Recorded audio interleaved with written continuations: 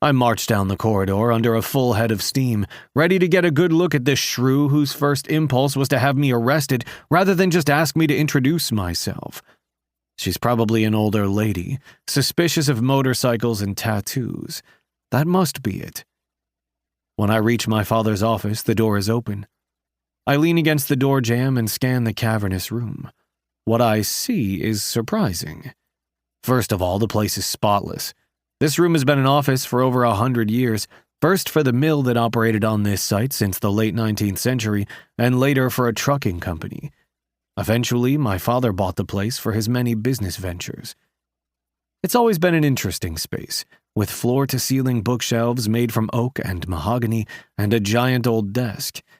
I used to hide under there as a child. The bookshelves and the desk are still here, and since my father hates technology, the shelves are full of his old handwritten ledgers. What's different is that a century and a half of dust and huge piles of boxes and avalanching papers have disappeared. I barely recognize the place. The floor seems to have doubled in size, and my dad's grand old desk is clear of debris and polished to a shine. There's a second desk in the room now, closer to the door, and at this desk sits the second surprise, a stunning woman, late 20s probably, a little thing, white chick with dark wavy hair and olive skin. She's wearing an expression so defiant that I almost want to laugh. Her eyes are deep brown and furious. But hang on, those brown eyes are tickling my memory. I blink and her stunning face clicks into place. I've stared at this girl from across a crowded room. It was a few months ago. November, actually. I'd just survived Thanksgiving weekend with my family, and I was blowing off steam at the bar with a buddy from high school.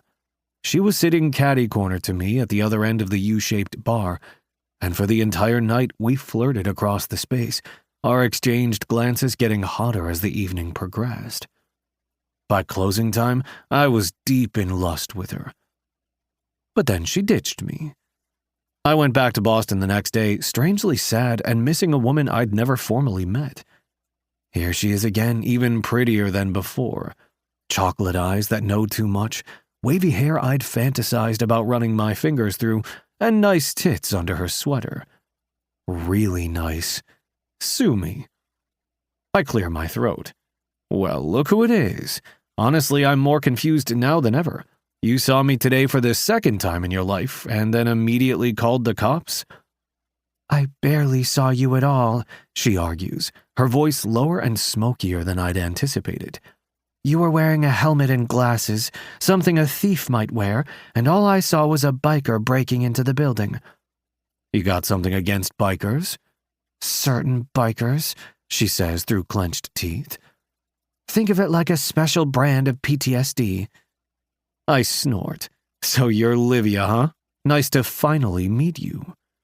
Emphasis on finally. I guess I'm still salty about the night she got away. You must be Nash, she says in a voice you might use to say, you must be a flesh-eating bacteria. Oh, so now you know my name. She reddens slightly, but lifts her chin another few degrees, her gaze a challenge. An incredibly sexy challenge, damn it.